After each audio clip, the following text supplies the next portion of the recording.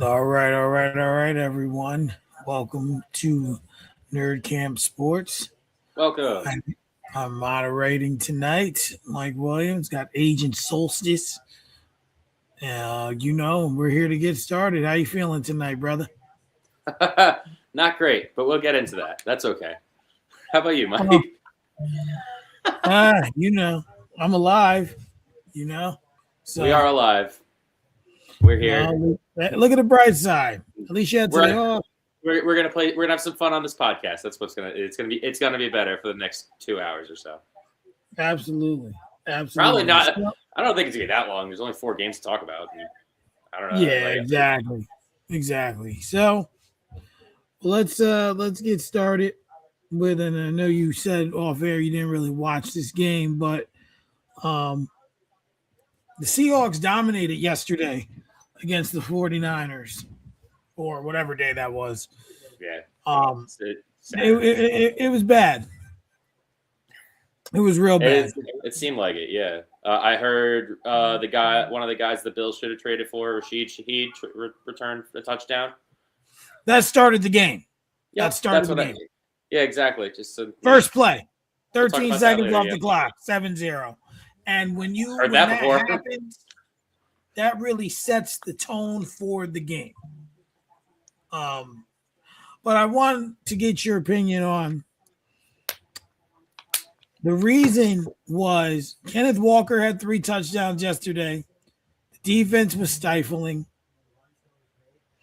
And special teams got 7 points as well. It's 28 points of their 41. You know who had 1 touchdown yesterday? 127 yards? Sam Darnold. Sam Darnold, to me, and I've said this, when it comes to playoff football, there are points where your quarterback has to win the game. Your defense ain't going to play like that every game. You are not always capable to do that or able to do that. What are your thoughts on not so much the Seahawks performance, but Sam Darnold's performance? And can they play that way all the way through? Like, can they play that way and win the Super Bowl? I mean, they've kind of done it before, if you think about it. With it was rookie Russell Wilson that they did that. They actually went to the second year, I think. Yeah, he was drafted in 2012. Second year, Russell Wilson. It was the Legion of Boom, Marshawn Lynch, Percy Harvin returning kicks. We've seen this before, actually. So I think if Sam Darnold just continues to play smart football like he's capable of doing, this Seahawks team is actually good enough to do the thing that a good GM is supposed to do and acquire an entire group of a team that makes the entire job for the quarterback easier so that he doesn't have to do everything himself. Okay. That makes sense. Can Sam Darnold do it in crunch time? I want to see it too, Mike. I want to see it too. I'm very curious. But you know what? Right now, the Seahawks team looks really good. And sometimes that's really what all matters. Yeah. And that's just it. To me, Kenneth Walker's not going to rush for 3 touchdowns every week. With them going into a game now against the Rams, who they split the season series with 1-1, and the Rams, who really don't get blown out. They play great defense. And if you can they could throw points up on a bunch. Both of their games were close. I think their first game was 21-19 in favor of the Rams, and their last game was 37-36. Seattle on a 2-point conversion A little bit of some questionable calls in that game, but be that as it may, I'm expecting a close game. Maybe not the highest scoring, you know, 24-21, 20-24, something like that.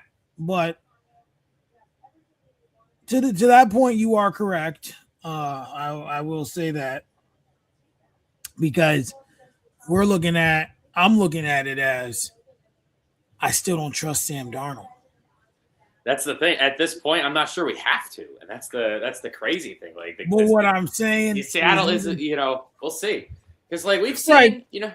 we've seen like Matthew Stafford make mistakes in the playoffs. This game's going to be outside. Absolutely. So not to say that they're always that bad outside, but I feel like it does make a difference, especially in the cold. But it's gonna be a great. This is the game I'm way more interested. I think everyone should be more interested in for the AFC Championship game. Oh, but or in the championship, that sucks. Absolutely. Yeah, Absolutely. I don't. I mean, the game that they played, the 37-36, whatever that was, it was the 1-point win. Like, that was a shootout that they managed to win. I remember, if I recall correctly, like Darnold, he played pretty well. Like he still had like a mistake or two, but like, if it's just going back and forth like that, like we just saw in the Patriots and Texans, where it's just a sloppy game, sometimes it happens like that. Just find a way to get whoever can find a way to get done, and that's why we kind of do trust Matthew Stafford more than Sam Darnold to get it done. Is that because he has got it done before? But it really is like this Seattle team is they're the whole team very surprising for where I thought they would be to start this year, and they are just a vicious defense and very good special. Absolutely. Absolutely. And that's that old school football. Oh yeah, hard hitting, hard nosed defense, just ready to knock your socks off. Well, we're gonna see what happens with that for sure. For sure. So that was you know what? I'm gonna save Buffalo for last out of the 4 games. That's fine. And I want to talk about the Patriots. The Patriots and the Texans. Yeah. Now I picked the Texans to win this game. This was to me a test for Drake May. And this is what proves my point of when the quarterback has to do his job. CJ Stroud did not do his job yesterday. CJ Stroud did not look good at all. When you are turning the ball over and you're not able to get the ball down the field, it's a problem. His first season, his rookie year, he was stellar. He was phenomenal. Like, I feel like, and this is going to be weird to say, but Houston knows how to start quarterbacks and then destroy them. Somehow. Their last, the one before that, he ain't too good these days, and he just keeps getting hurt. But in your opinion, is CJ Stroud that guy? Can he be a franchise quarterback? I mean, to his credit, he was definitely fighting a losing hand without his top 2 weapons. And if I recall correctly, Christian Kirk had a pretty bad drop yesterday too. Like Dalton Schultz, he played like shit yesterday. But I mean, hey, this is now 3 for 3. He's made it to the divisional round in his career. So you just keep giving yourself chances, right? That's all you can hope for. So, I mean, I feel like this team was predicated on the defense. When I was talking about this team in the past couple of weeks, when I was like, I felt they were the scariest team, I didn't realize that Nico Collins was going to be injured So it was like this injured this long. I thought he was going to be back. I thought so. That was on me. I didn't do the research, but it's this team has. They should be getting Tank Dell back next year, right? Hopefully he's something like he used to be. So that was bad. Can he stay? Hopefully he can stay healthy. Like I mean, he comes back and then he gets, and it's not like he has a hamstring injury. Like this dude's tearing ACLs, tearing Achilles. Like, bro, what are you doing? Like, what are you doing that's causing this to keep happening? These type of catastrophic injuries. I feel bad. It's literally like kind of freak shit because the first time it's because his offensive coordinator lined him up on a goal line situation, like all 5-10 of them, like so that was a bad choice that tore his ACL. And then the second one was that last year against Kansas City when he's just going out making a great play and Kansas City's going out trying to make a big play and he ends up just bashing right into it and just turning his knee inside out basically. So right. I feel for the dude. It's the Texans have a chance. Like CJ Stroud, he's going to be motivated from this. This was a bad playoff loss. Something that they're going to we kept shooting ourselves in the foot. They're going to want to get back to the game, and they're going to have a good chance based on the division, I think, because Titans, they have a lot of work to do. Jaguars, they're going to be there. Colts, we'll see. We'll see what's going on with them. Well, I'll say this about the Texans. Now, yes, you're right. They did not have Nico Collins and who was the other guy? Or they didn't have Tank Dell, right? What we've also forgotten is we can't eliminate that Stephon Diggs had torn his ACL and was on this team last year. So that's another thing. We also cannot on the other sideline. Right. We also cannot forget that they were expecting Joe Mixon to come in at some point. He did not play at all this season. So when you look at that, there was only so much. And I believe in next man up, but sometimes there's too many injuries. They drafted that young guy Jay Higgins or I know it's Higgins. I think he made a good play yesterday, if I recall. He started to get better as the season progressed. His utilization came up. But what this team needs to focus on is health. Because to me, if they can get healthy, stay healthy, they can compete with anybody. Especially defensively, they can beat anybody with that defense. The defense is disgusting. And yesterday against New England, it played great football. But the offense was not able to me, football is you would like your offense to go out there and score points and have your defense protect what the offense is doing. And it's very rare you're going to win games if your defense has to make up for the offense, which is like when I look into like Steelers groups and people are like, oh, it's our defense's fault. No, it's not. This season for the Steelers was about the offense having multiple times where it was stagnant. If the defense is out there 35, 40 minutes a game, guess what's going to happen? They're going to get tired. They're going to give up points. And then the offense isn't capable of making it up. That works the other way, and that's what happened here. The defense kept them in this game up until the fourth quarter. Like, they were in the game. Like, granted the picks, the fumbles, the turnovers. Like, Stroud was just, I don't know what. They were in the game, but the offense has to make plays. Get Schultz some short passes. Get him going. Get some plays in between the numbers. There were gaps there. Like, do some things that are different. I just don't see it might have been without that help. Yeah. In your opinion, and I know you don't want to answer yes to this question, but I'm going to ask it. Can the Patriots win the whole thing? Oh, yes, they can. Yes, of course. Very much so. They're very much in this. I mean, they're cake walk into the Super Bowl. All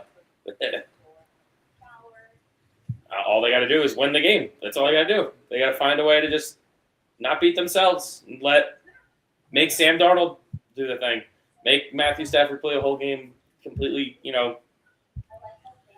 cohesive and actually And me, of the 4 teams remaining, I think they're the most dangerous left. And I say that because the Texans were the number 1 defense. Yeah, now they're the better. The Seahawks would be the next best defense, but the Patriots are a very well balanced team.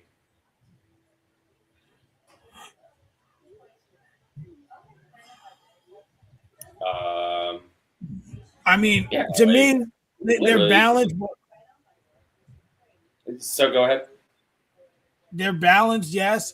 But what I'm saying is now, they do everything well, right? And they do everything well. And I think that, if they can, I think if they do everything well, definitely. You can't.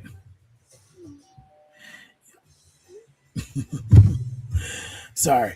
If they do everything well, they could definitely win between their receivers, between their run game, and let's be honest, Drake May is everything they hope to be. And right now, looking at the landscape, when you look at the guys we've talked about over the last, 10 years, 7, let's say 7, Mahomes, Allen, Burrow, and Lamar, we're looking at something that's looking at a guy that's coming up and can definitely make a difference in this league and be that top guy. I think because even though they had a softer schedule this season, if they win a Super Bowl, that don't matter. I agree. It don't matter no more. Yeah. Don't matter because you went into the playoffs and beat the teams that you didn't play in the season. That we're still just a fucking cakewalk. Yeah. You're right. But a ring's a ring. This is true. I'm not going to argue it. I'm just going to be upset. So let's talk about the Rams and the Bears. That game was something. Had a lot of stagnant moments. But I'll tell you, Caleb, man, he has a bright future. But what are your thoughts? Did the Rams win this game or did Chicago lose it? They both wanted to lose the game. They both did a really good job of almost giving it away. So this was just a well thought out playoff game that we're gonna remember. It was a good game to look at, between the snow and just just what a fucking throw by Caleb Williams. Holy shit! But then the next drive, he's really just one play amazing. The next, just what is going on, bro? It's great. He's quite a Josh Allen-esque player. He's got his movement is closer to Patrick Mahomes, but his wild roller coaster nature is much closer to Josh Allen. Okay, I can see that. I see what you're saying.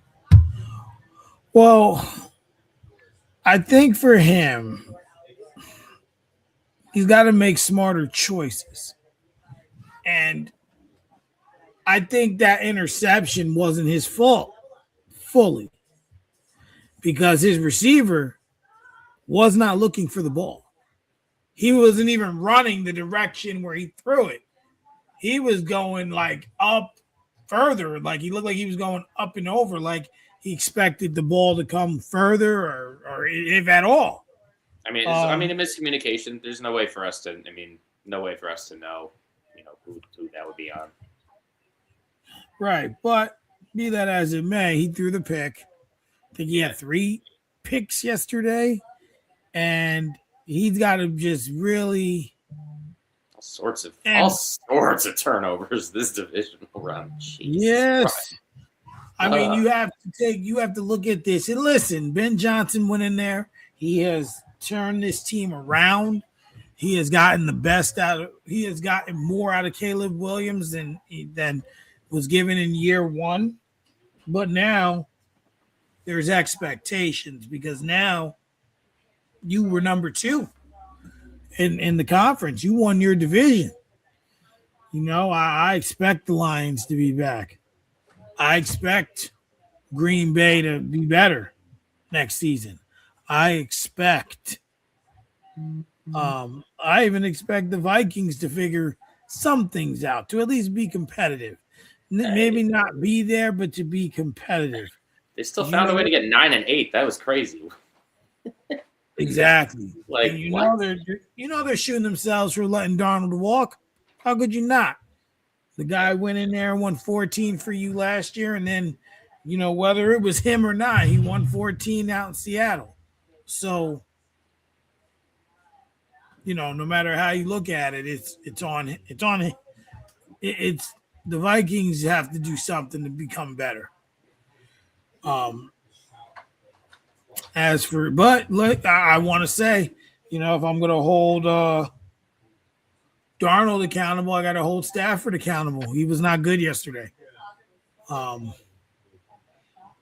don't remember his yards, but I know he didn't have a touchdown. And he even said it like we weren't good on offense because they weren't.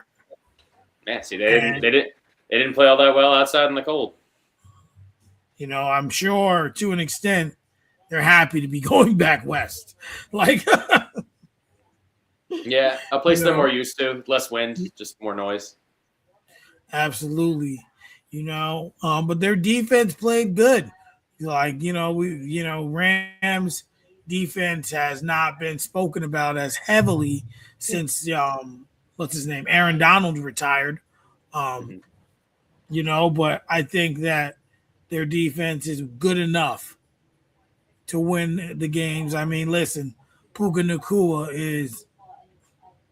he's a star. The dude had 1,715 yards this season, 10 touchdowns. And the sad part is, like, if it wasn't for Smith and Njigba, he would have been he would have been the receiving champion. Like, what are we doing here? I mean, so we're seeing we're seeing the top 2 receivers going at it in the NFC Championship. That's exciting. And then you have 2 quarterbacks this week who didn't didn't work up to what they could. So listen, to me, this game potentially could be the Super Bowl, if we're being honest, because what we may get, and I think you said it the other day, and I was telling my wife, is I'm like, I think you wrote stats about most of the combinations are recent rematches that we've seen within the last 10 years, right? I mean, if it's Seattle.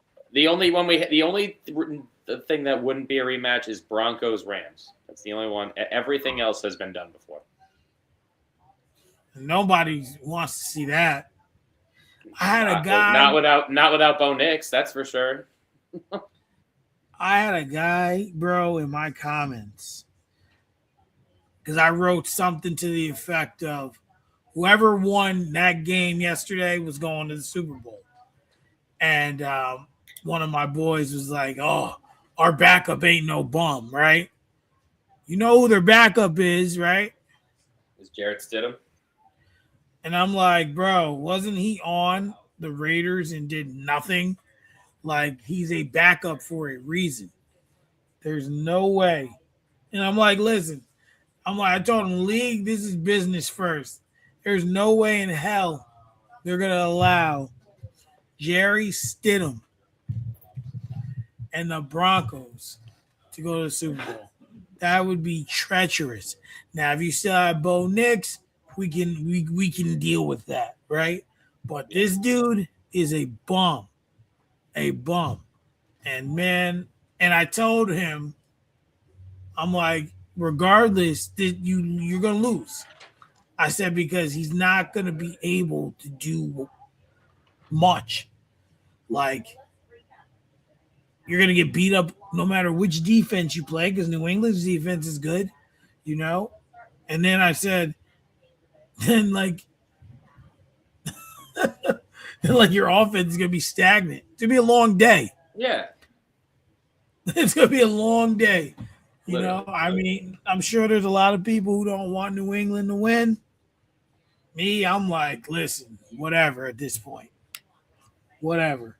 But I sure as hell do not want to see Denver near the Super Bowl, given what they have now. So, one more game here. I know you have a lot to say. So I'm going to just step aside and give you the floor. You say whatever you want. I ain't even going to ask no questions yet. I'm going to just let you have the floor. And when you want me to speak, you let me know or whatever. Just go ahead. I'm going to let you have the floor. Bills, Broncos. Go ahead. That was the worst possible outcome. I don't think that was unfathomably the absolute worst thing that could have happened Saturday. We lose. Both teams lost. We both knocked each other out. Like that's really how that is. Like Patriots winning. Like they're not gonna. There's no way Jarrett Stidham's beating fucking a full healthy Patriots team. But I came up with, and I think a lot of Twitter will appreciate this if they ever come across this, that I came across, I put together a top 5 list of things that are the reason the Bills lost on Saturday, and not among these is the refs. The refs would not have been involved if these other 5 things didn't happen. So, go ahead. Number 5, Jesus Christ, of course it refreshes. So number 5 is a lack of pass rush and edge contain. Like far too often, we haven't gotten a sack on a playoff loss since the 2020 AFC Championship. Yeah, how bad's that? That's 6 straight years. We've just lost the 6th straight playoff game. We haven't had a sack since the first time we were in the AFC. That first 22. Yeah, it's been that long, and just far too often Joey Bosa can't keep his end of this thing, and the running back gets around him and goes for a first down. Like it's just too often. I won't miss him after he's gone this year. Number 4 is somebody that wasn't even in Denver on Saturday.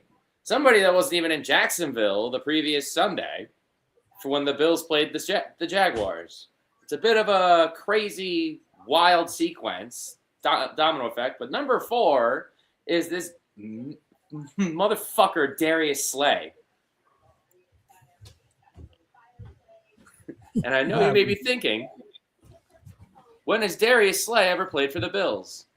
He's never played for the Bills. We did sign him on waivers, and he never reported. Oh. Yeah, he wanted to play for the Eagles, and there was a thing where they said, "Oh, they talked, and they were like, oh, you know, get released, and we'll sign you." And the Bills stepped in and got him on waivers, and he was like, "No, I'm not reporting." Because we did this, we made room for Darius Slay on our roster by waiving Jamarcus Ingram, who was then picked up by the Texans. Jamarcus Ingram's a cornerback, as is Darius Slay. So now we're down a cornerback because Darius Slay didn't show up, and we released a cornerback. We made room for Slay. Yeah, so now we're down a cornerback, period, end of sentence. So fast forward to week 18, a relatively useless game, like the against the Jets, where we're basically resting everybody, but we're down cornerbacks, and we don't have enough to play, so we're actually playing like Tre'Davious White the entire game, and we have our rookie cornerback, Maxwell Hairston, get in there because we just need someone to play, and he gets injured in week 18. Because he gets injured, he's injured for the playoffs, we get Dane Jackson. And Dane Jackson gets one fucking snap against the Broncos after Tre'Davious White goes down with a small injury, and it's a fucking touchdown right at him. Number 3, Ogunjobi offsides. Thanks for that fucking that cost us 4 points. Or 3 points, 7-3, whatever. That cost us points. Number 2, Josh Allen, 4 turnovers. He did not play well. He tried too hard. The play right before half is a direct reason why this game went to overtime. He didn't that's also Sean McDermott. We're trying to be too we didn't have timeouts. There wasn't that much time. We should have kneeled the ball. I thought we were going too aggressive, and there he goes doing some 2019 shit, losing the fumble. He got us back in the game, and we actually had the lead, and he had a chance. No, Josh Allen didn't play enough. He didn't get it done. This time, he was not good enough, period, end of sentence. But, in my giant opinion, none of these 4 turnovers of his happen if, number 1, James Cook does not fumble. Because if James Cook doesn't fumble, we go 14-3, and absolutely the entire game shift changes. And then, the refs wouldn't have been involved in any of it. It should have never got to that. All of that, we just self-imploded again and had some external bullshit. That's the Buffalo Bills for you. But for those who have probably heard at some point today, Sean McDermott has been relieved of his duties after the loss. I am somebody who has actually been calling for a new head coach for some time. Some years now. Yes, actually years. I was always under the assumption when I was doing this that he was tied at the hip with Brandon Beane. Brandon Beane has now gotten elevated, has gotten a promotion. President. He's gotten a promotion to the president of head operations as the Buffalo Bills. If you could have asked me at any time, you could probably find it on my Twitter profile somewhere. I would have said if you gave me a pick to only fire one of these 2, I would have fired Brandon Beane before I would have fired Sean McDermott. I think this is a mistake. I think Sean McDermott is the one that has established the culture, and if you're gonna fire someone, fire them both.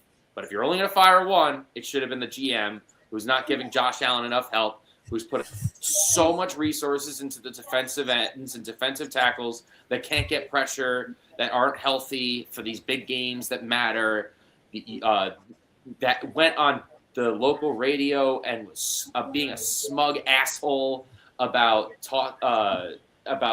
everyone talking shit about our receivers, and that was just a giant fucking problem all offseason, and he had the opportunity apparently to alleviate this situation by going and getting Jalen Waddle. All we needed was to change the 2027 first to a 2026.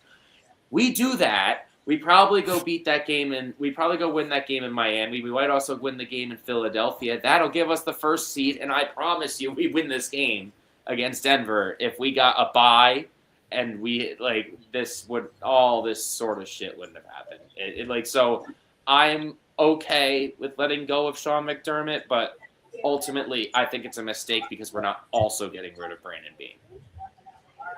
He's getting promoted. He's going to have more power. Yes. He's now going to choose the coach. Oh man. Yeah.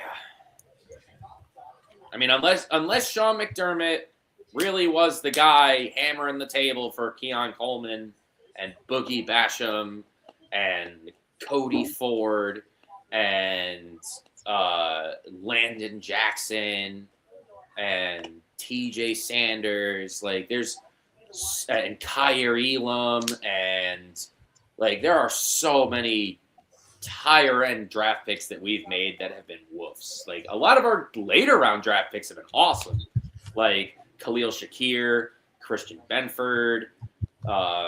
What should we call? I mean, we did get James Cook's another good one. We got Spencer Brown in the third round. Like we've had some good success in the late rounds, but like we've wasted a lot of good draft capital and a lot of wasted resources. Like what, like 12 million on Curtis Samuel? Like, whoa. Who's not even like He got like he's not did even the a math. middle tier player. Somebody did the math. For us, he got like fucking like $500,000 a catch for us. Like, man, I mean, when you look at all that Buffalo has done, it doesn't seem like they've done it, and the GM's done everything to put this team, in position to win. I do not think And- the GM has. And that's an issue because you fired your coach who, a couple years ago, like you said, you were on the fire McDermott bandwagon. And it was never because he's a bad coach. It's never because I thought he was a bad coach. I feel like he's a good coach, not a great coach. We need someone to get to the top. He was good enough to like get the group around, but he's not good enough to like outsmart the Sean McVays in the world. Like, yeah. And well, sometimes he makes bad calls. He calls bad plays, and you can't be perfect. That's for sure. Right. But when you look at this now, and you look at everything Buffalo's been through, I didn't watch any of what the media said today. Obviously, excuse me. My job's not cool and didn't give us today off. So you look at everything Buffalo's been through now, and you look at everything that they've had. Do you think, and this is going to sound like an asinine question, do you think that it's time that Buffalo lets Josh Allen out of his misery? I watched a video. I don't know if you've seen it. I believe I shared it. His press conference. Of him being interviewed after every loss in the playoffs. This year, he was crying. Now, he understands he threw 2 interceptions.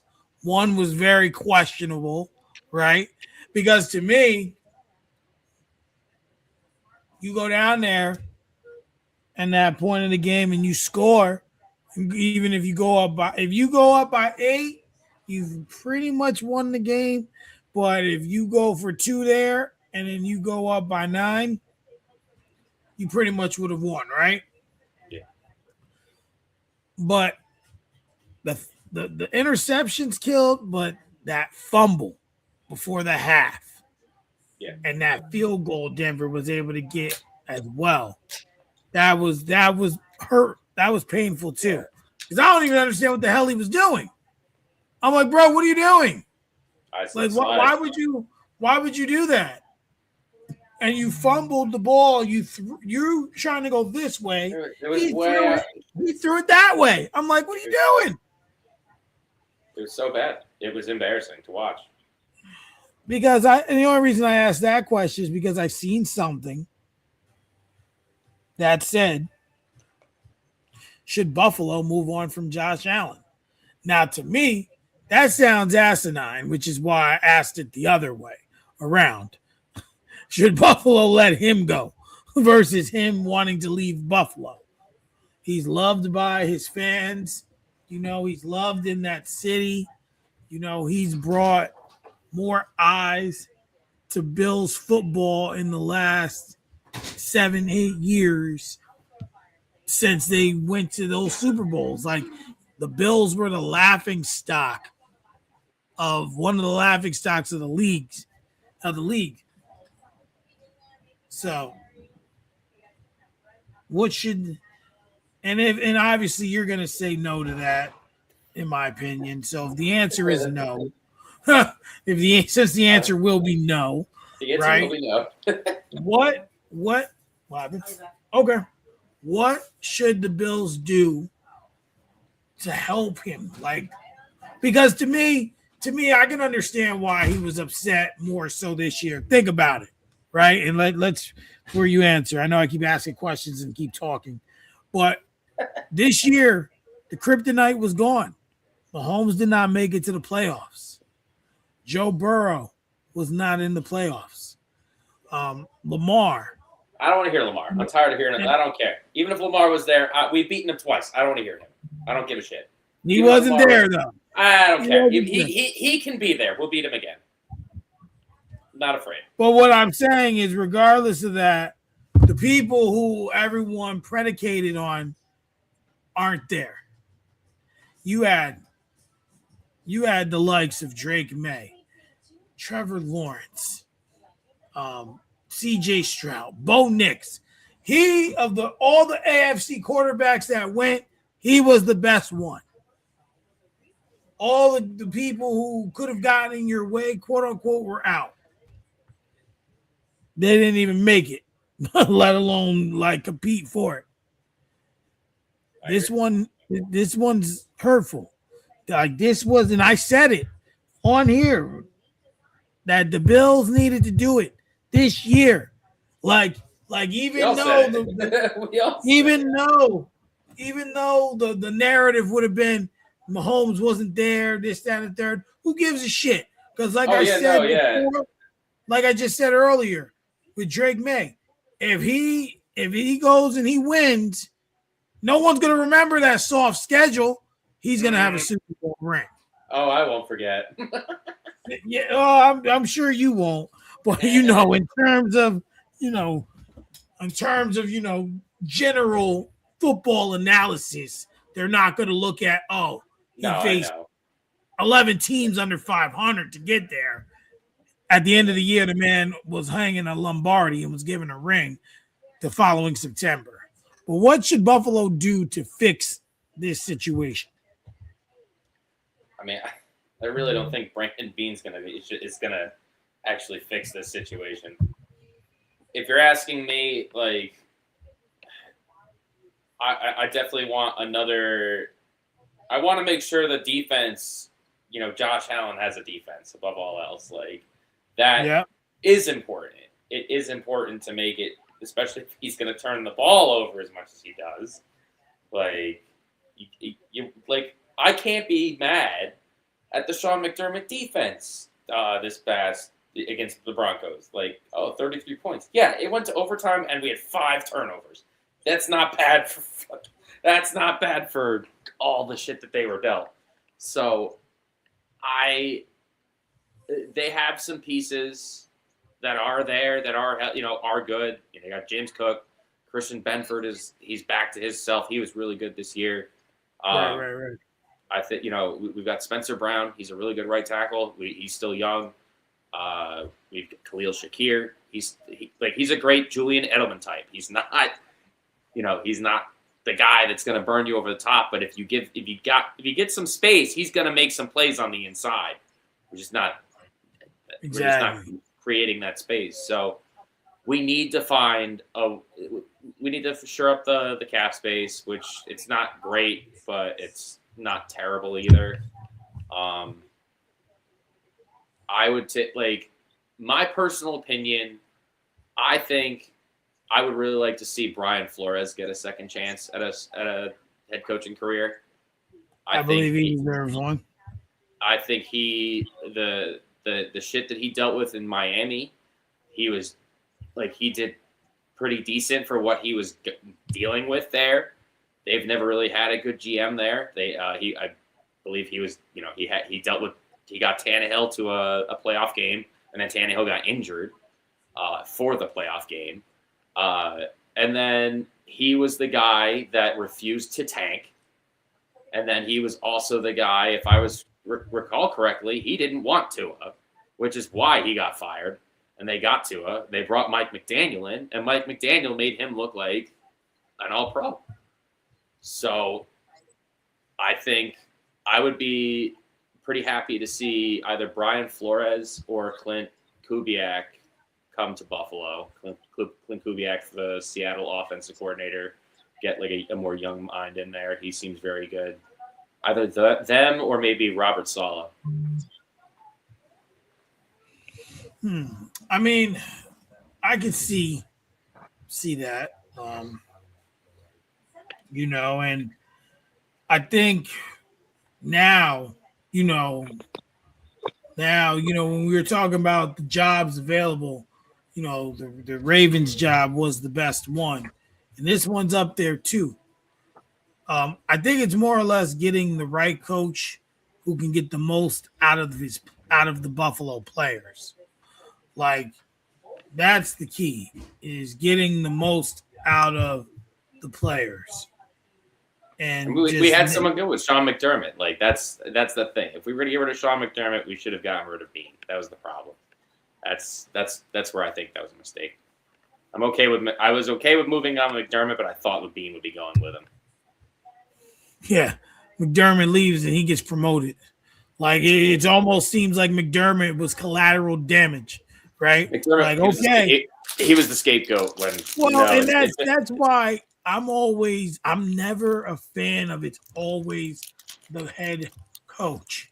I hate that narrative that we need to fire the coach, because if you fire a coach, right, and the team, you've done nothing to improve the team, how does firing the coach help?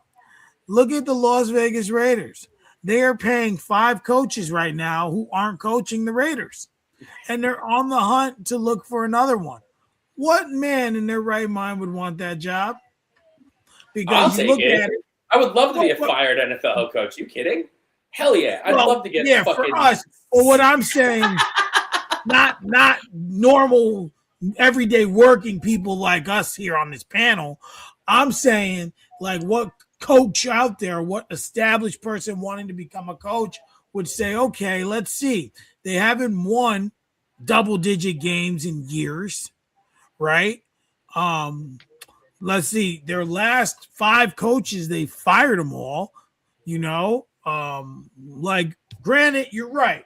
You're right, because you're still going to get your money.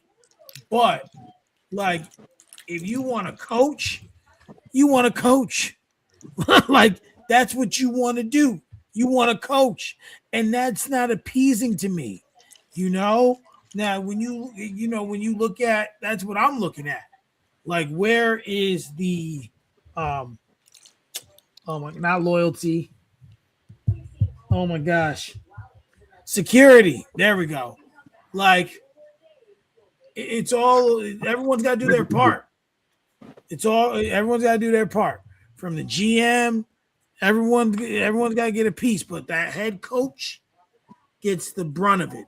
Just like when a team does bad, the quarterback gets the brunt of it. It's just an unfortunate thing in football. What's going on, Will? What's going on, fellas? How y'all doing? Oh, we're maintaining over here. How about you? Hey, hanging in there, brother. Can't complain. Yeah, no, we've been just going down the list here. We went over some of the games already, but what do you have to add into the Buffalo Bills, the game yesterday or the other day, and with them firing McDermott? What's your take on it, full circle?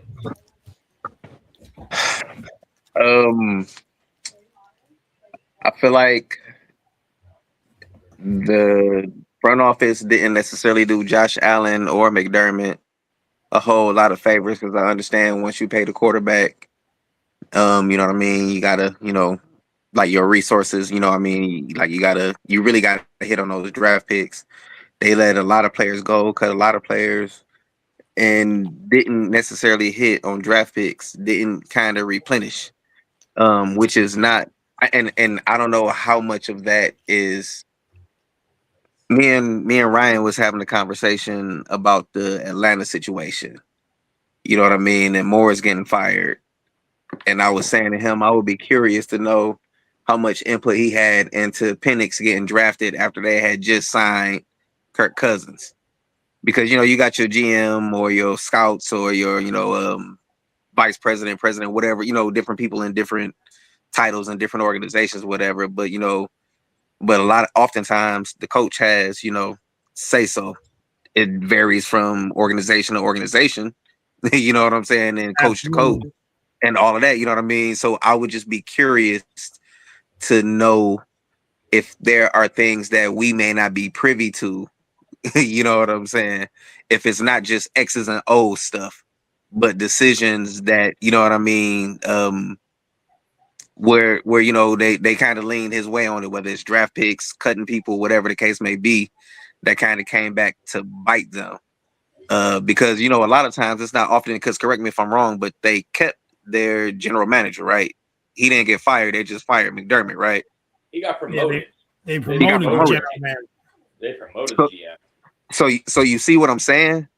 Like it might be things where you know what I mean, because at the end of the day, and again they don't talk about all this, but a lot of times the ownership ends up making a lot of these decisions, and it could be that McDermott and I don't know, the gentleman's name. That's what I mean, the general manager. Brandon But Bean. but it could be that what I mean. They were both making their cases in front of ownership, and a lot of things that ownership leaned McDermott's way just didn't work out. You know what I mean? Whether it's letting Stephon Diggs go, and again, I don't know if this is actually the case.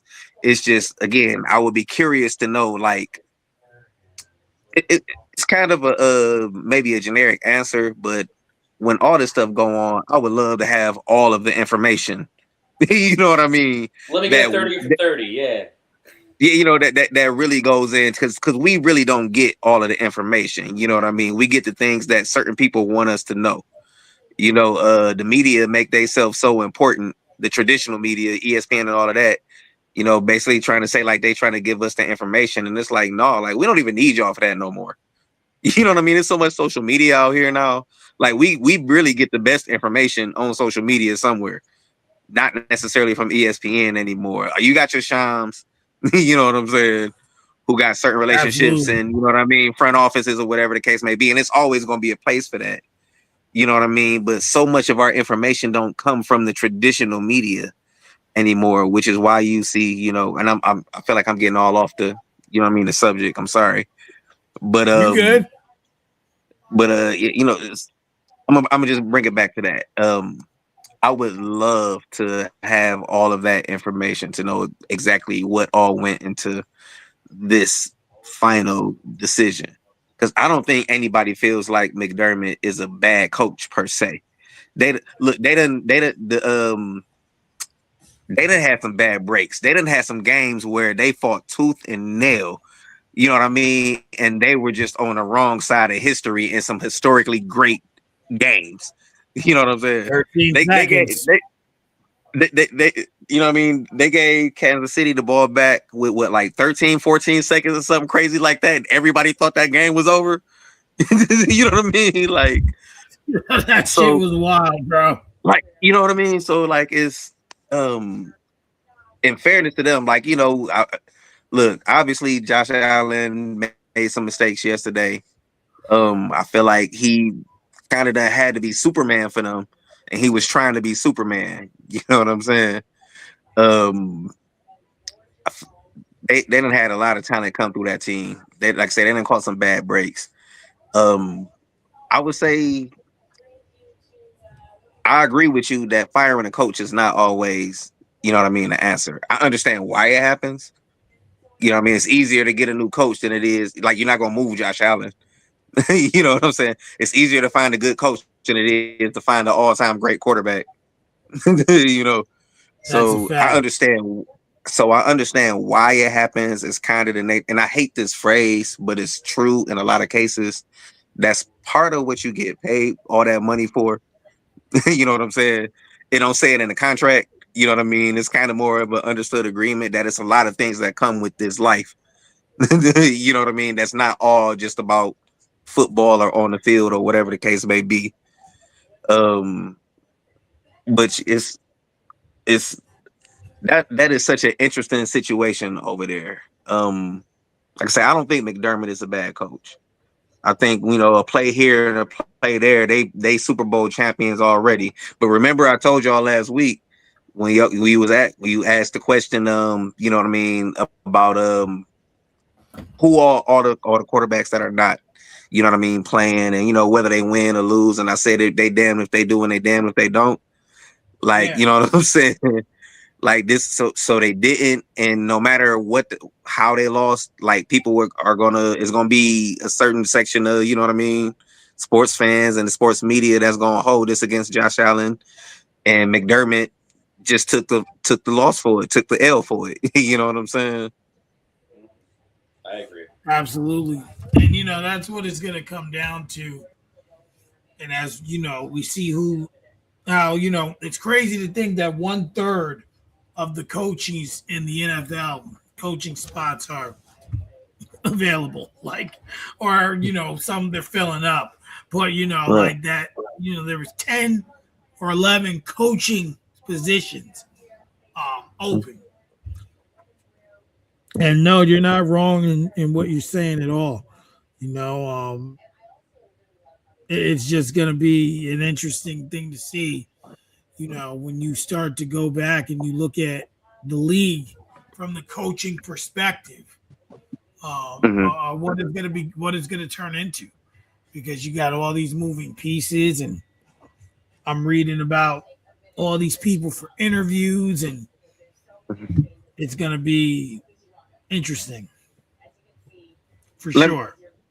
who was it that you said is paying like 5 coaches right now? The Raiders, right? Raiders. The Raiders. Okay. Not the thing is, okay, so we all know that the NFL is printing money, right?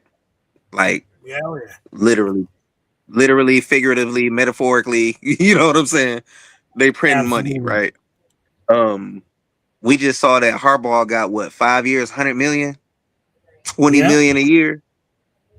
So again, it's an interesting kind of like dichotomy. Like they're making so much money that now the Giants are willing to pay, you know what I mean, a top notch coach $20 million a year.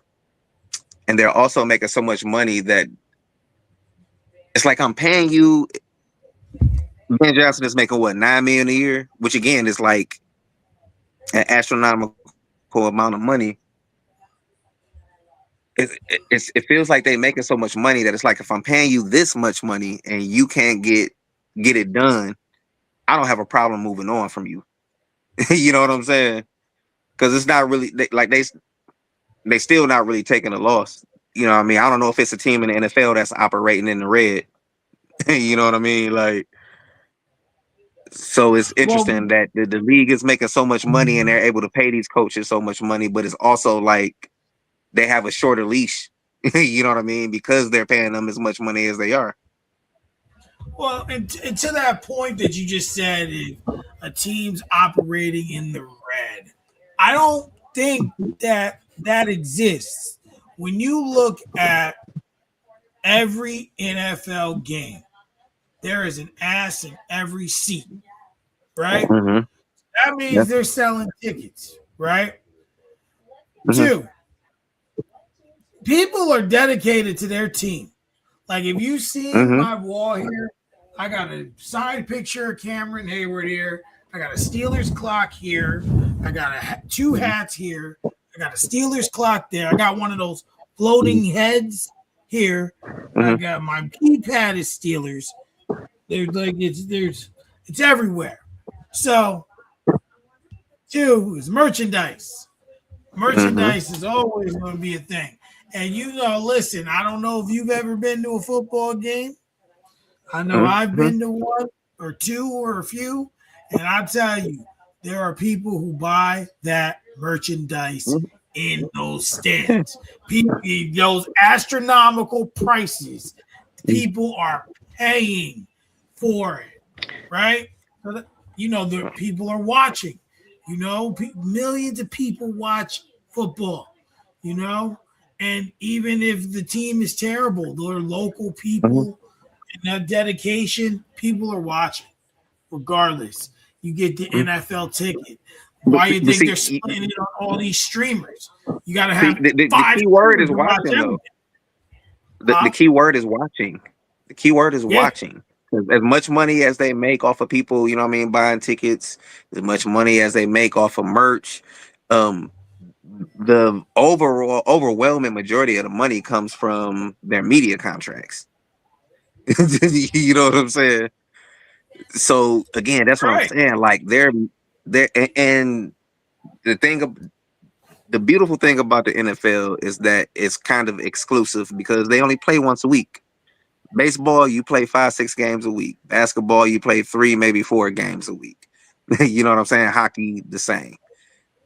Football is, and it used to be Sunday and Monday, and now it's Thursday and Friday and Saturday.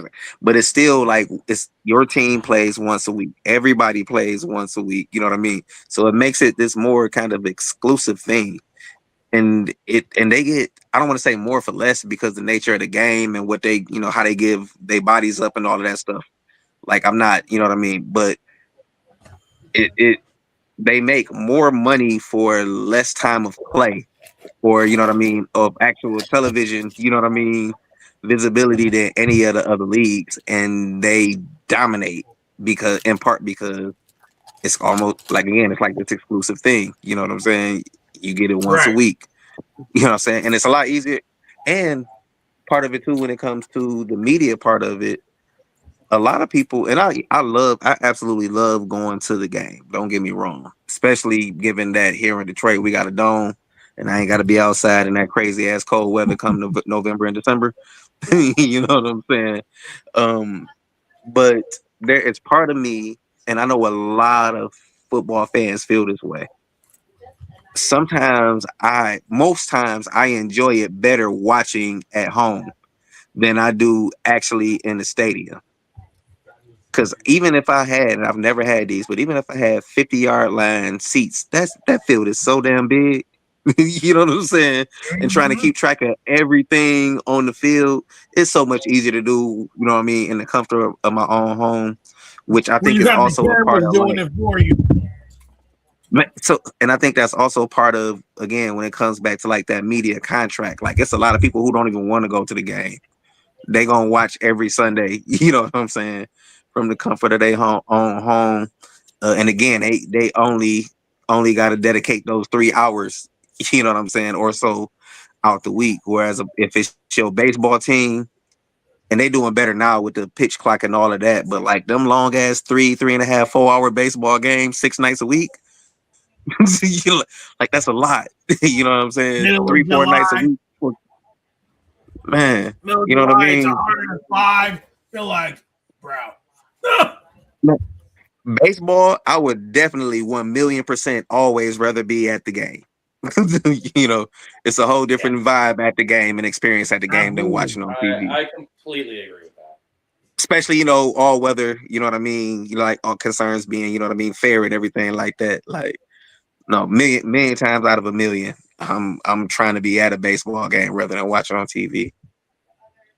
Hockey's really fun in person.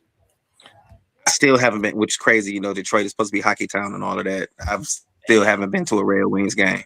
Yeah, definitely give it a shot. But I'm definitely trying to go. That hockey seemed like it's, you know what I mean, like a much better in person sport than. I And love it. I'll watch it. You know what I'm saying, especially when the wing's good. I ain't gonna act like I'm, you know what I mean. I mean, You know, check out the standings right now. The Eastern Conference is an absolute mess right now. Like it's crazy. the Red Wings was just in first place the other day or something like that, right? So I think everybody's still in it. The whole league, the top team is only like 12 or 13 points above the last place team in the entire conference. It's gonna be a madhouse for the next couple of months in hockey. I was just saying a couple of weeks ago, like I miss like old school Sports Center when really all they did mostly was just like highlights. Cause that was kind of how I kept up with like the wing. That's kind of how I kept up with the stuff that I didn't follow like that. You know what I mean? So hockey, even though I live in Detroit, I don't chase it like that, but I still want to know what's going on with them. You know what I'm saying? I like that about basketball too. Yeah. I agree, basketball, like, totally. They showed you the highlights for every game that night. You know what I'm saying? Exactly. Yeah. I miss that. Totally agree. I miss it too. Man, I mean, hey, you know how it goes. Things can never be the same. Nope. You know. So, well, we kind of covered all the games. So, if you want, you want to give a quick take on the other three games outside of Bills that we already done. But what were your thoughts on the Seahawks and the 49ers?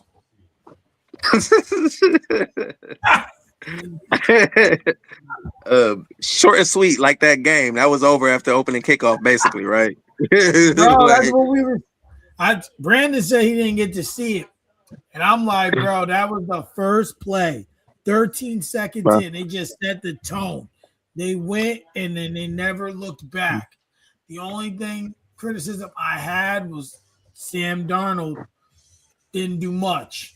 And not every game. You play these next two, homie, you're going to have to do something. He didn't have to, though. In fairness to him, he didn't have to. Right. In fairness to him. But there's going to come a point where he's going to have to. Like this week, he's going to have to do something. He's going to have to do something. Look, you're preaching to the choir. I keep telling y'all, Sam Darnold, Jared Goff, Jalen Hurts, Purdy, they all sitting at the same table at the club. You know what I'm saying? They trying to get in VIP. You know what I'm saying? Maybe they'll end up in VIP. You know what I'm saying?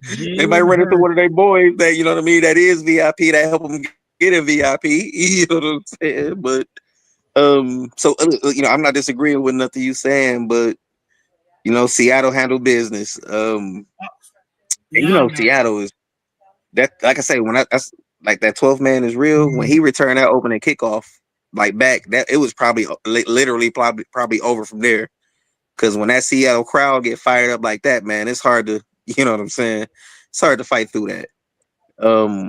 So yeah, it's like Seattle handled business. Again, I still don't necessarily believe in Sam Darnold like that, but he got another week, you know what I mean, to prove himself, and that's all he can ask for. That's all they can ask for. The Bears, the Bears and Rams. That was. I definitely think the weather had a big effect on Caleb and Stafford, because I think they both was kind of, you know what I mean, selling some passes and missing some targets. Caleb, I don't necessarily think them interceptions was all his fault. Definitely the one with the last one that in overtime.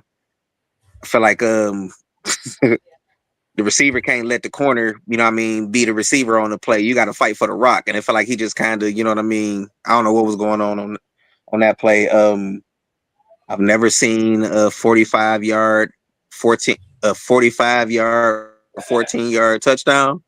That was that's literally what. That was a Madden on rookie.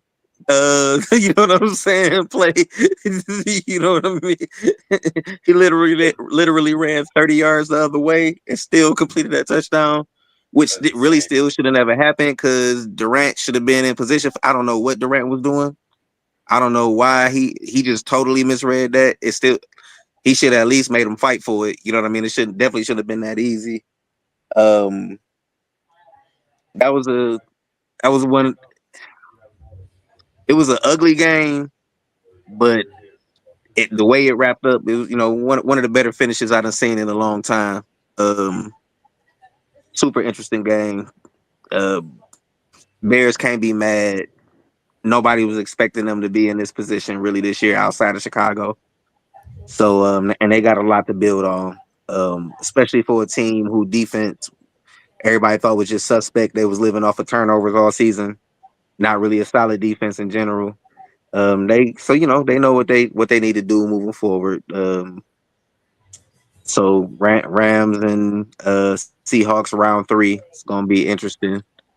Um, can't wait to see that game, especially a division game for conference championship. That's gonna be a knockdown drag out fight. I think that one got to be close. And then New England, man, the Houston's defense is so good that Stroud turned the ball threw 4 interceptions in the first half, and they still, in theory, had a chance to win that game come the fourth quarter. You know what I'm saying? And that's what I said before you came on. But that was an example of when the point I say the quarterback has to do something. That's where that's again where that was proven. Because had he have not had those picks and maybe had 2 touchdowns, they might have won that game. It might have changed it. But I mean the turnovers and then oh man, it was just a bad night for him. Like I'll say this: not having Nico was a big deal. You know what I'm saying? Sam Darnold has JSN, that's not having Nico. Not having Nico was a big deal. I think that allowed New England to kind of get after it in a way that they wouldn't have been able to had Nico been healthy for that game. You know what I'm saying? Because a lot of the questions with New England was about their defense. You know what I mean? And whether they was so nobody was expecting them to play that kind of game. You know what I'm saying? And a lot of it, some of it was CJ. You know what I mean? Just making poor choices. Some of it wasn't his fault. I know it was that one tip or whatever, but here we are. So we got New England and Denver with Bo Nix with a broken ankle, so no Bo Nix. And I don't know if what's my man? God, what's his name on ESPN that went to Michigan and was he like the insider or whatever for the NFL. What's this guy's name? White guy. Adam I can't even think. Scheffler. I don't know if he about to be an agent or a PR person or whatever, or if him and Sean Payton is just cool like that and that's his boy. But he was on Get Up the other day selling my man. Was it Stidham that's about to be starting for them? Yep. He talked about this one game that he started with 372 yards and 3 touchdowns. And I ain't never seen nobody try to sell the nation on one game like that. You know what I mean? Like he did for Stidham. So again, I don't know if he getting PR pay. I don't know if he about to be an agent. We gonna see what Stidham can do. Wouldn't nothing really surprise me for one game. Anybody can pull one game out their ass.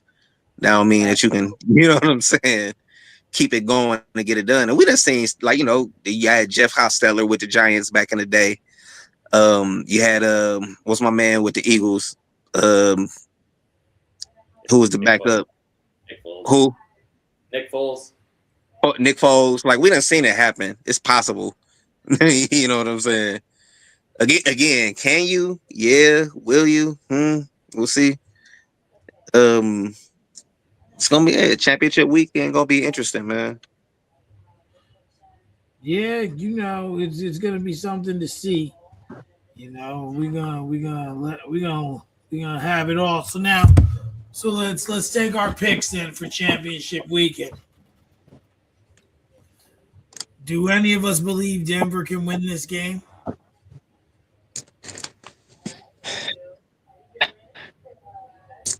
I believe they can.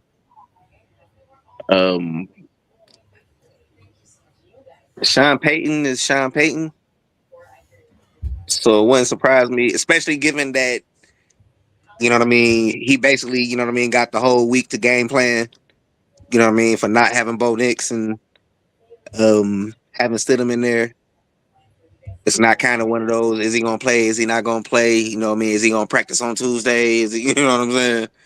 Right. That's fair. I wouldn't put it past Peyton with a full week of preparation. Because again, and I know they gave up 30 points this weekend, but it wouldn't surprise me if that defense show up. You know what I mean, and give them a real chance to win. And Peyton can, figure out, you know what I mean, just enough to make it happen. Still not sold on New England defense either. You know what I'm saying? So Right. I think this, for me, that again, this one is kind of like a coin flip. I'm gonna go with Denver. All right. I can see what you're saying. My only thing is I think that New England's defense, it's not top tier. But what scares me is Houston was the number one defense in the league, and they just won with their starter. So now retrospect for me tells me that if you beat the top Houston defense, defense went crazy though. Houston defense went crazy. right, they Like, did. I'm not saying they didn't, but at the end of the day, all we can do is look at what we have, and they they Jesus Christ, they beat that defense. They and now can you're I telling ask a question? what's that? Would you say that do you feel like Houston's defense was unquestionably the best defense in the league, or would you say that Denver was, you know what I mean, on that same level with them this year? Listen, I watched this Houston defense obliterate my Steelers 1 week ago. Obliterate. Now I'm not objective to saying that they're in that same echelon, right? But when I'm watching this defense and just throughout the season, it's scary. And Denver's up there too. I'm not saying that they're not. I do believe that we could have 1 and 1A. You could choose however you want. Put those two defenses. I'm just saying based on what they say. I haven't looked personally. It was Houston. If you can beat Houston and they have the starter, you should be able to beat Denver with a backup. One, like you said, one game, Scheffner's like, no. I had a guy, I was telling Brandon this, I had a guy, one of my friends, trying to say, our backup's no slouch. We can get the job done. Same thing. He was really trying to sell me on this. And I'm like, it's not going to happen. To me. Now, have I seen crazier things? Yes. But business-wise, if I'm the NFL, I'm finding a way from stopping this from happening. No one want to see Jarrett Stidham in the damn Super Bowl. Because, see, people are like, well, Foles did it. But Foles has some credentials, right? Like, he was on the Rams, and he had a 27-2 season, touchdown to interception ratio. He at least had something to show for it. What has Stidham done outside of one game? No, I agree. Foles was a solid starter and an excellent backup. Yes, he at least, to me, you couldn't, when Foles went into the game versus Wentz, Philly simplified the playbook, right? That will work for, I don't know, 4, maybe 6 games if you can, throw in some tricks, but that ain't gonna work for a whole season. It don't work. Right. It don't. What about you, Brandon? Who you got? I got New England. He's like, I got New England. I got New England. So on the other side,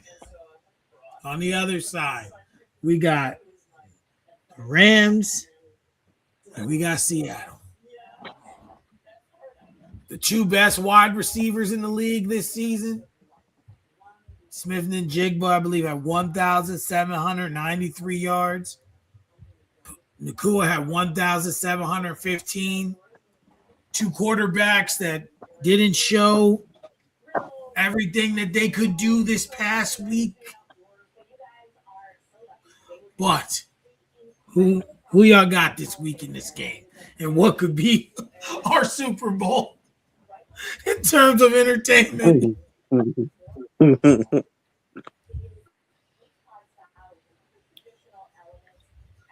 going to take Seahawks. I feel like we've seen strong defense, strong running game led by a game manager make it to the playoffs in the NFC before, and I think it can happen again.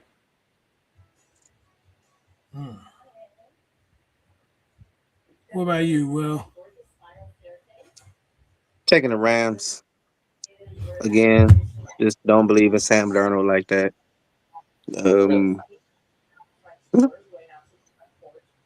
No, I don't. I don't.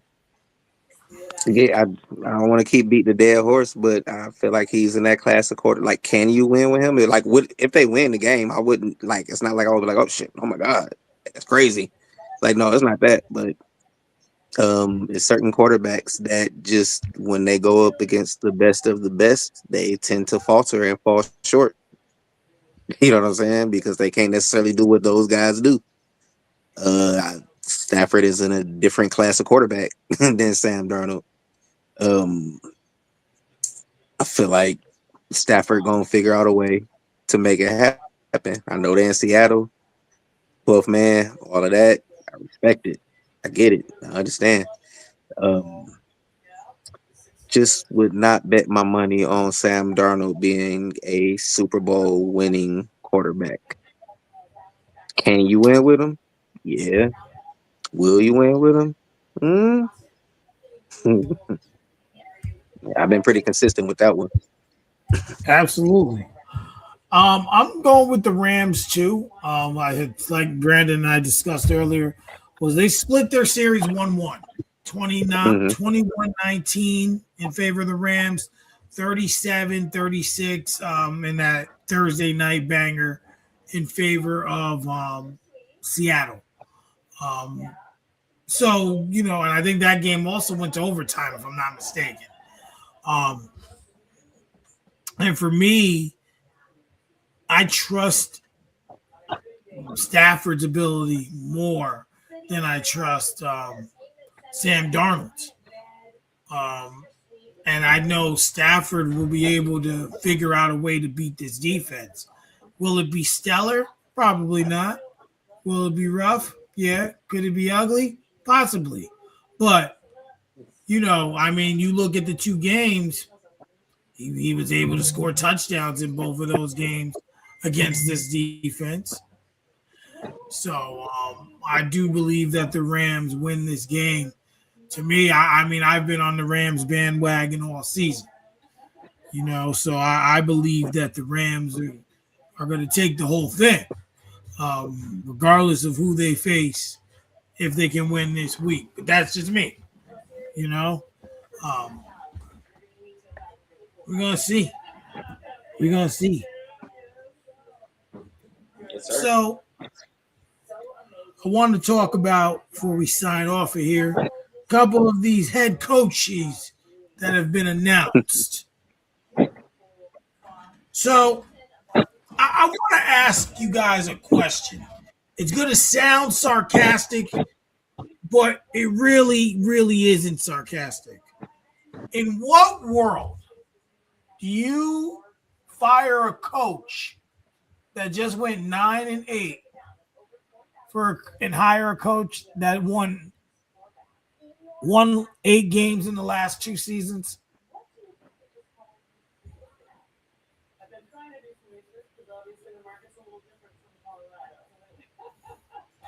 Kevin Stefanski has been hired to coach the Falcons. 8-26 in the last 2 years. Raheem Morris was 9-8 this season. This team played their ass off. The Falcons didn't go 9-8 this season. Yeah, they did. Or was it 8-9?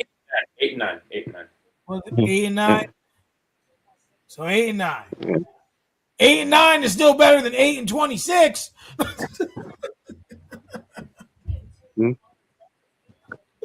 What are we doing here? Like how? One of you explain to me something I don't know. What can he do to make the Falcons better? Like what? Penix is not that guy, in my opinion. He just ain't it. So, look, I mentioned that I was curious about how much influence he had on that decision, and if this is one of those things, you know what I'm saying, where he was, riding for Michael Penix, and we saw how all that worked out. And look, I'm not it's not like I'm out here advocating for Stefanski, especially the way he handled everything this season. But I'm not surprised either that he's getting another, like, listen, the same way that we know that the Cleveland Browns organization is a clown show, like all the other teams in the NFL know that too. So you know what I mean? It's like, bro, look, we ain't even hold that against you. You know what I'm saying? You actually won Coach of the Year twice over there because nobody believed that you was ever gonna really even have that kind of success.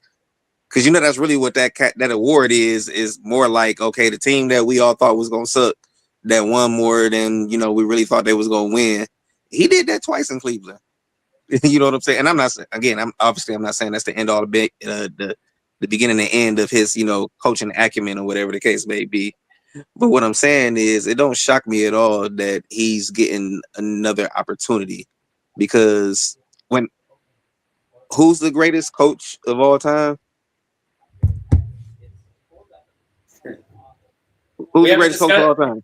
We haven't discussed that. We were supposed to come up. I feel like we already kind of all probably gonna be on the same page about this, right? Like, Bill Belichick is the greatest coach in NFL history, right? Ooh. I mean, Mike, you gonna hit me with Chuck Noll?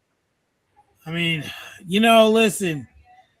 But neither here nor there. The point that I'm making is he's in the conversation for greatest NFL coach of all time, and he failed in Cleveland. You can put him there. You know what I'm saying? I mean, but he failed in Cleveland. All due respect, the trophy ain't named after Bill Belichick. Just saying. Trophy ain't named after Bill Belichick. I mean, when it was named, you know what I mean? How many ever years before you started your career, you ain't got a whole lot of control over that, Yeah. MJ ain't the logo. You know what I'm saying? Jerry West is. So, you ain't always got control over that. Crazy thing is, kids today probably don't even know who is the logo. Exactly. Yeah, no, I think that for me, it's kind of just like, once again, I'm always like a believer that it starts at the top, right? Mm-hmm. Owner, your president, your GM supposed to do all that heavy lifting, getting all the team together. If that GM cannot put together something that can win games and be coached, what can the coach do? That's just what it comes down to. No, I agree. 1,000,000%. Especially about it all starting at the top. It's a reason why across all the major sports that there are certain teams that kind of regularly find themselves in contention, because those owners, the same way that you need your scouts to identify talent, for whatever sport it is, you need a good owner that can identify, like, front office talent, that can identify, good scouts and good coaches, and it all trickles down, So it's a reason why the Steelers, have been the Steelers, You know what I mean? And then I had 3 coaches for 100 years. You know what I Yeah, mean? It's a reason why absolutely. it's a reason why the Patriots took off after Bob Kraft bought them. You know what I'm saying? And we're seeing that it wasn't just like a Belichick thing. He kind of keeping this thing moving forward. You know what I mean? With the right and proper choices. Um, so yeah, ownership matters 1,000,000%, man. You can get lucky, you know what I mean, and hire a good, you know what I mean, GM that's gonna hire a good coach or whatever the case may be, but you ain't gonna, you know what I'm saying? If you don't know what you're looking for and you don't know how to identify that kind of talent, it's gonna be hit and miss, which most organizations find themselves in that kind of in between space. Agreed. Yeah, yeah, I agree. I agree. It's one of those things, and I think sometimes the message does need to, excuse me, be changed. But I don't know. Stefanski has proven he's a good coach. Like you said, he won Coach of the Year twice with Cleveland. Mhm. Regardless if it's a, regardless if it's a, you did better than we thought award or not, you won. You Yeah. were proclaimed the best In coach Cleveland. in the league in a bottom feeding team, most known Cleveland. So, got Yeah. to give him his due. But I want to talk about the Giants. And we spoke, we brought it up before. $100 million. John Harbaugh. What? Here's my thing about this. Giants fans are ecstatic, right? Mm-hmm. Yeah. That's cool. I got no problem with you being happy. My thing is this.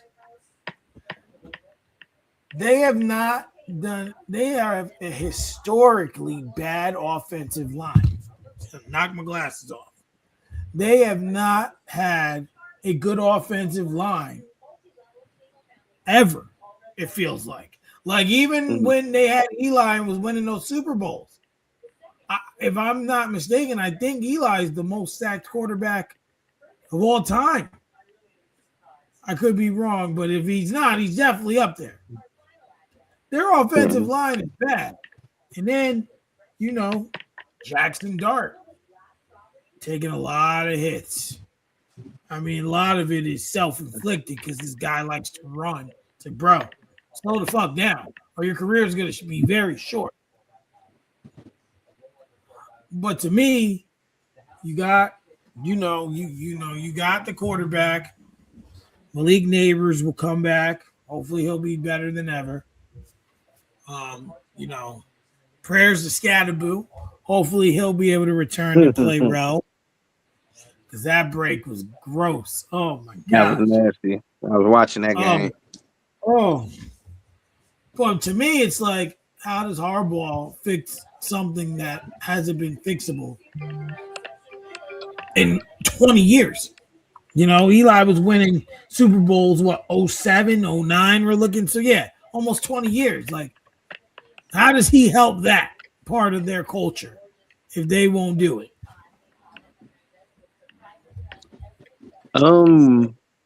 Outside of the, I guess I would call it the post Eli. Even I don't know. Look, even during the Eli era, it's not like they were a dominant team. There was a team that caught fire. You know what I'm saying? Got hot at the end of the season twice and ran through the playoffs twice because they had great defensive lines that could get after the quarterback and mask a lot of the other issues they had on defense. And Eli went on like historically great runs in the playoffs that he never, heights that he never consistently reached in the regular season. So like, so really going back to like Parcells, like they've kind of been, you know what I'm saying? I just said it, you know what I mean, in on the last topic. Like, you know what I mean? You can get hot, you know what I mean, and get you one. Like, you know what I'm saying? and they did it twice. Absolutely. Like they are like, but they're the outlier. You know what I'm saying? Like they the exception to the rule. And just think about everything it took for them to get there and actually, you know what I mean? And not just, the helmet catch and the Manningham pass and the seconds. Like it was a lot, you know what I mean, in those runs that they had to overcome and, you know what I mean, get through. So for the better, really, outside of those 2 seasons, which again ended it with Super Bowls. I understand how big a deal that is, but outside of those 2 seasons, you talk about 30 something years that people kind of look at this as an organization that's kind of, you know what I mean, got some stability, but it ain't really been that since Bill Parcells left. You know what I Right. mean? For the most part. I think the Moras desire that kind of stability, which is why somebody like Harbaugh, who was in Baltimore for 18 years, uh, coached and had some level of success. A lot of us feel like he underachieved with Lamar, but had success with developing, you know what I mean, a mobile quarterback. You know what I mean? So I think that's part of it too. And also, again, I'm sure that, especially having been the head coach for Baltimore for as long as he was, we all know that, you know what I mean, for a long time, Ozzie Newsome was the one that was, you know what I mean, making the final decisions. But I would imagine that, you know what I mean, over the course of 18 years, Harbaugh had a lot of real estate in the scouting department. You know what I'm saying? And so to your point about the Giants offensive lines and, you know what I mean, them being subpar, in Baltimore, they always seem to find, you know what I mean, replacements for the guys that kind of got priced out, you know what I mean, of their budget. Yeah. So I felt like I wasn't certain that that's where he was going to go, but it doesn't surprise me. It doesn't surprise me at all because I feel like also too, he, again, he was in Baltimore for 18 years. So I don't think he want to go somewhere where he might get fired in 2 or 3 years. You know what Right. I'm saying? So I feel like it's, and he going to the NFC, not in the AFC. You know what I mean? Changing conferences. So that's not kind of where I thought he was going to end up going. But it doesn't surprise me that you know what I mean. It definitely didn't surprise me that the Giants were that he was the Giants' first choice. I just didn't know if they were going to be his first choice. Makes sense. Makes sense. What about you, Brandon? What's your feeling I on feel like John Harbaugh? they rushed the process a little bit. I feel like, right? There hasn't been that much time done. There's still. I feel like they could have probably done more interviews or whatnot. I feel, I'm just curious to see if they actually did a full. They were. I mean, if they're dead set on their guy, they're dead set on their guy. I personally think there's better options out there. So you, in retrospect, you feel like it's when you get out of a relationship and rush into another one. Yeah. That's the rebound. Yeah, they went to a kind of a safe answer. It feels like. I mean, I think wholeheartedly they knew who they wanted, right? That's what I think. And if they could oblige him, give him what he wanted, and make it interesting for him to be there, and he wants to be there, why not? I mean, the Giants do have the potential to, to be better, to improve. It's not going to be an overnight process. They've started putting the pieces together. Like I said, I firmly believe Malik Neighbors got hurt because he gets overused. He's their best weapon. So what? This was his second season, right? That he just had. He is his percentage usage for his first season was very high. I want to say I seen something, and I don't quote me, that it was like 78% something. Like that's a lot. No matter who you are, like eventually stuff is going to break. And same thing, So now, you have Scatterboo there. Hopefully, like I said, hopefully he'll be all right. Excuse me. That'll help release some of that usage, and now Dart is making his usage go up high. Like, bro, sit your ass down. like, please sit down.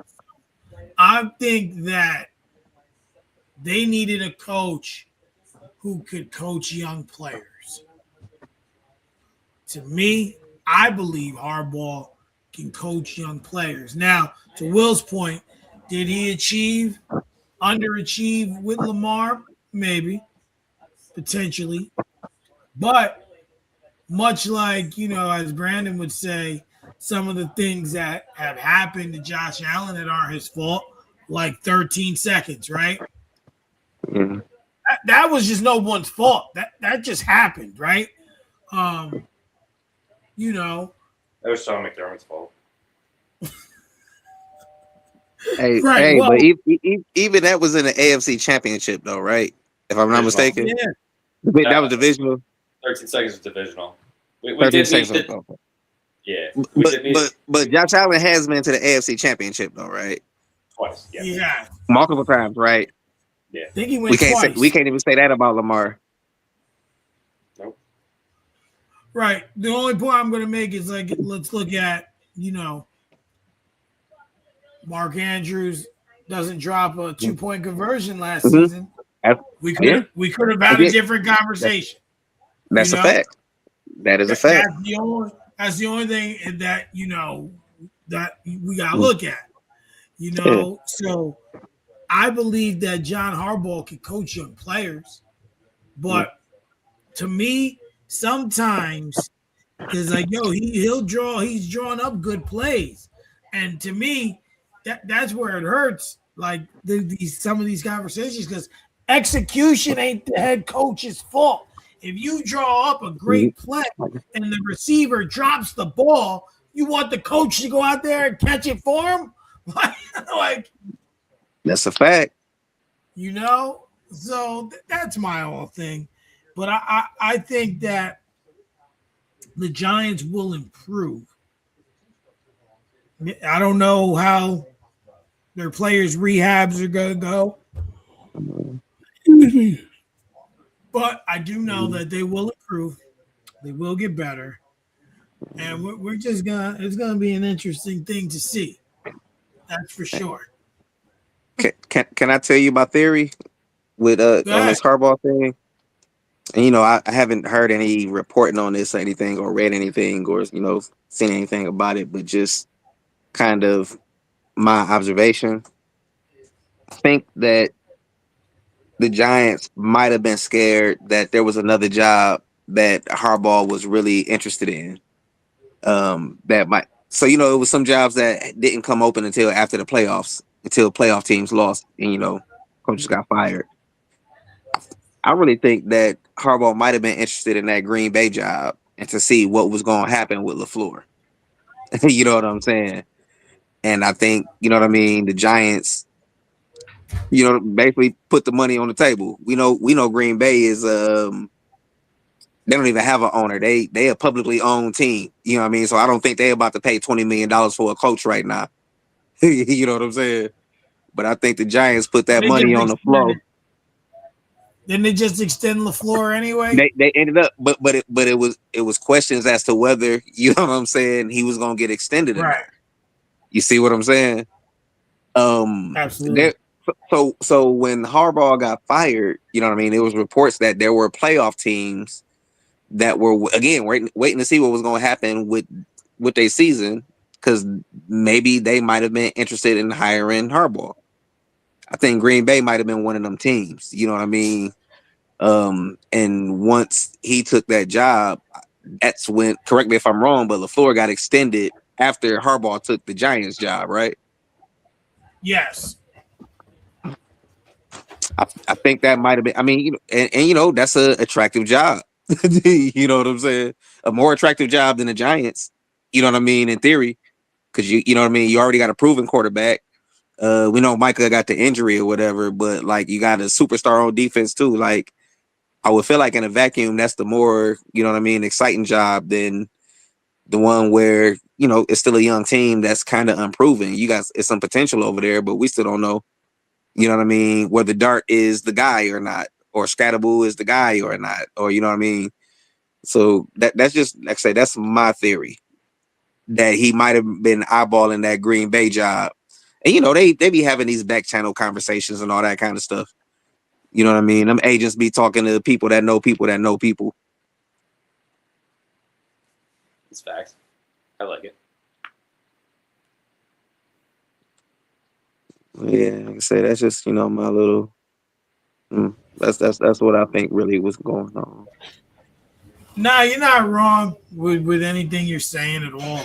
And I think we just have to look at it full circle and just understand, you know, like I always say, and you guys have heard me say this, that sports are business first, you know? And that's and you have to do what's in your best interest to protect your business. So, you know, that's the biggest thing. You know, I'm looking forward already to just seeing what happens, and you know, we'll be, you know, seeing how the coaching scenario keeps, you know, ending up. I mean, oh God, I read that we're gonna interview McCarthy. I'm like, no, please no. I feel like God. I feel like McDermott to Pittsburgh makes a lot of sense. My only reason that I don't think McDermott or McCarthy would end up getting the job, and this isn't a knock on them, is their ages. Historically, in the three coaches they've had younger coaches come in because they don't make coaching changes, right? Like they don't fire coaches. Coaches usually retire.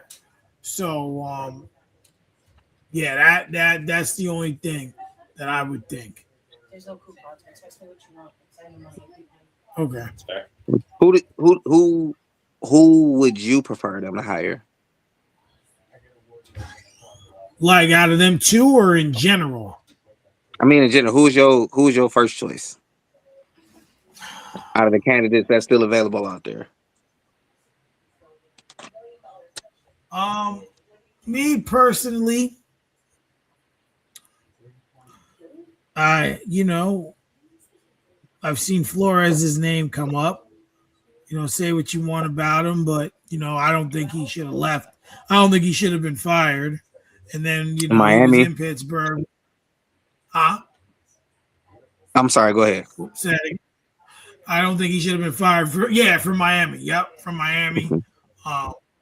Then, you know, he was part of our defensive team, like with the coaches. I don't really remember what he was doing. He wasn't the coordinator, but you know, he was there, and then he went and became the coordinator there. I like him. I think Robert Saleh deserves another chance. I wouldn't mind seeing him on the sidelines for us. Trying to think of who else is out there. You know, you hear some out the box stuff like the coach of Notre Dame coming in, and I'm like, oh yeah. I want nothing to do with college coaches. Well, you know what it is. Here's the thing. It depends. You got to have a lot to go to make that jump, right? Like you got to have a lot of that thing, right? Like because you're going to now coaching young men to coaching grown men, right?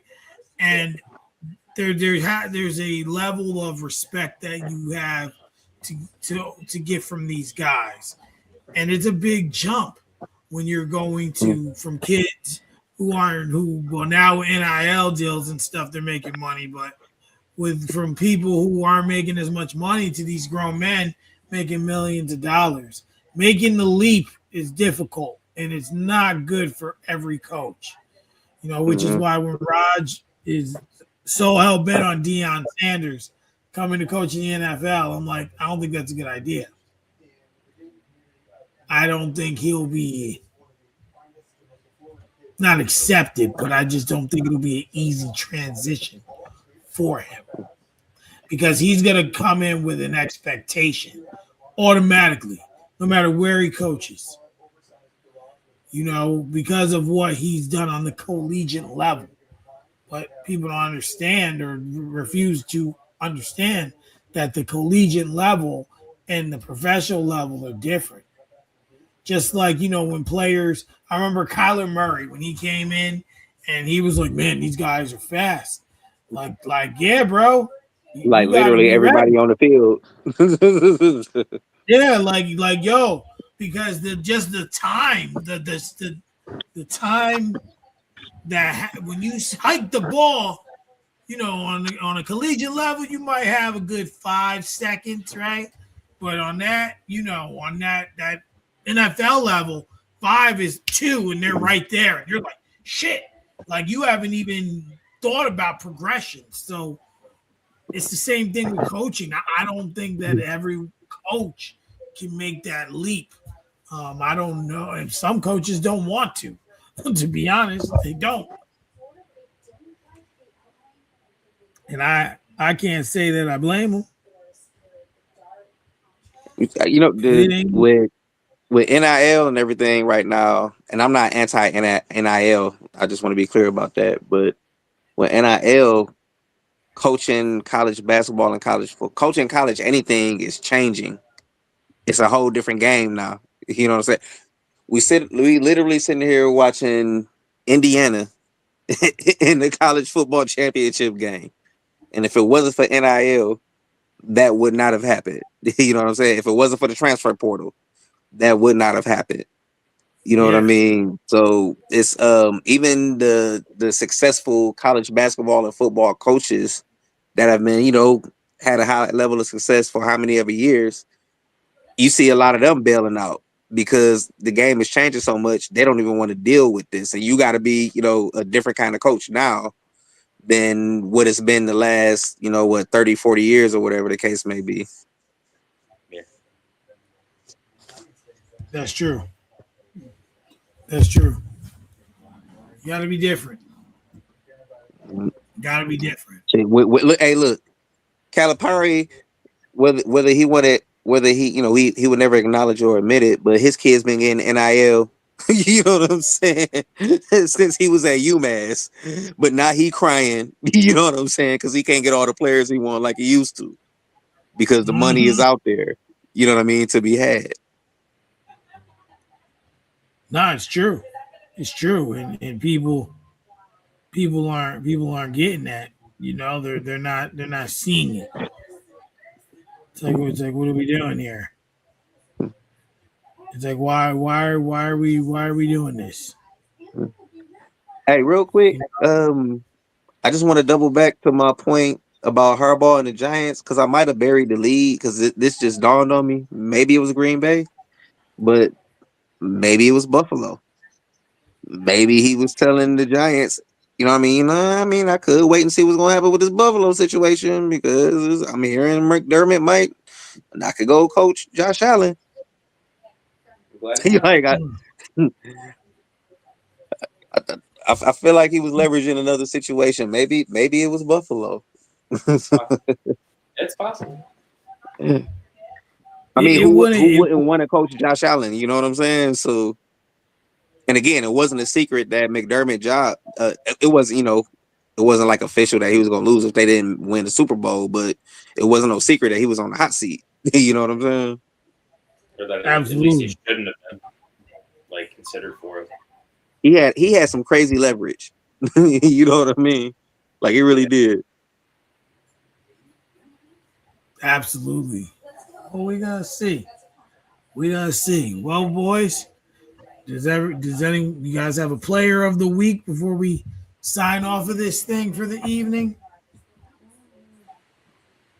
Player of the week. Ooh.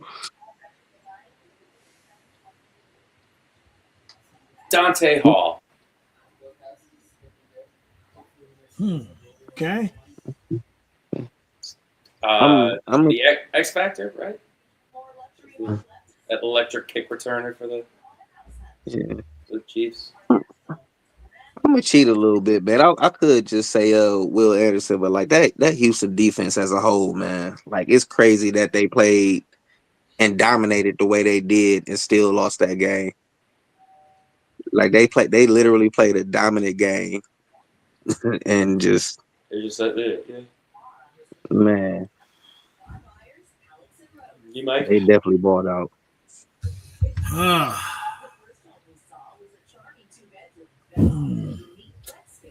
Trying to think. I'm gonna just go for it and just say it. I was watching some Michael Vick highlights the other day, and I'm like, that's my player, Michael Vick. He was something to watch. Even listen, he was that Philly run was wildly underrated too. Wildly underrated, because I'll tell you, that Philly run was something. So that's my player this week, Michael Vick. Well, gentlemen, Will, thank you for tapping in with us. Not a problem. I know, Raj wasn't here this week. R&B wasn't. Next week, we will do the coaches, and then hopefully everyone will be here. And everyone, and Brandon, you can get off at a decent time, because I ain't going to lie, I didn't even do it this week. I just had a lot going on and didn't have time to sit down and actually do it. So, you guys have a good night, good week. Stay warm, stay comfortable. And thank you everyone for tuning in. And we will be back next week, next Monday. Hopefully at a decent time. Everyone be great, be positive. See you next week. Peace. All right, fellas. Night.